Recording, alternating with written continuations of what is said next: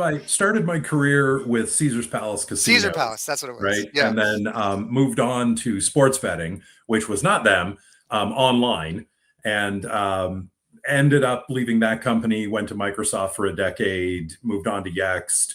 And, I've been deep into AI since then. And it's been eye-opening, invigorating, frightening, exciting. There are several more adjectives that go in that line, and I'm sure your listeners have several of their own to add there as well. Yeah, thank you for the correction. Yeah, Yext. Yeah, I'm yeah, looking at the back of your book here, right? Being, of course, and yeah, really schema.org when you helped launch that. I thought yeah. that was huge, and that's where I started hearing your name, and so I'm just super excited to have you on. I've been going through your book. I got all kinds of questions or kind of deep dives of things that I think would be helpful for other people listening, because I can tell you when we started talking about vector embeddings and chunkings, Mhm. I certainly started to feel like I was outside my scope of like, okay, Oh I'm going to yeah, have to learn know some, that feeling. some new things, because this is not what I was taught, or any Right, other words. I was like, what is that? So I had to right. do that. Like, what is that? And Yeah.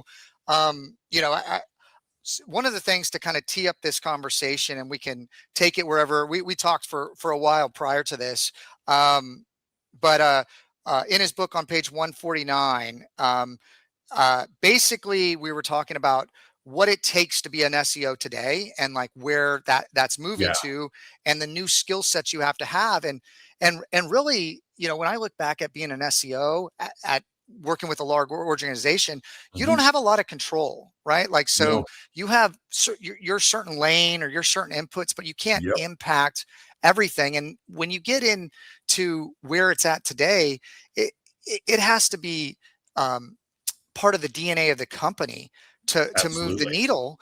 And I've seen a lot of SEOs get frustrated at bigger companies and try to kind Mhm. of teach everybody everything, and then they move on, and then the Mhm. next company doesn't understand. And like with AI, with entities, right?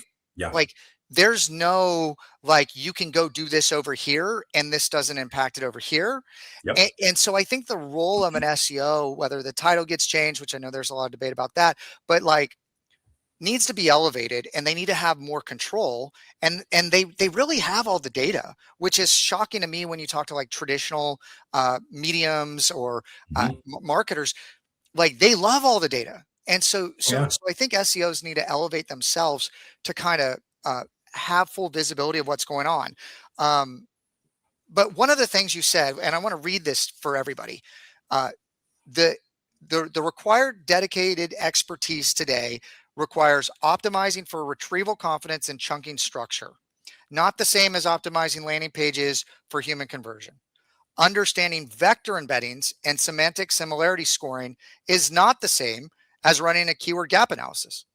Tracking brand presence in zero-click AI answers is not the same as monitoring rankings and traditional SERPs. So basically, which I'm seeing it with all the tools, you got to throw out what you knew to a certain degree and come up with maybe new KPIs, or as you kind of put it, there's an additional layer on top of good SEO. So AI doesn't protect you from bad SEO that you have tech debt you got to make Yep. up. Yeah. But And but now you got to go that extra mile. There's that extra um, uh, like sphere of influence that you have to tap once you do the basic stuff or the look, foundational stuff.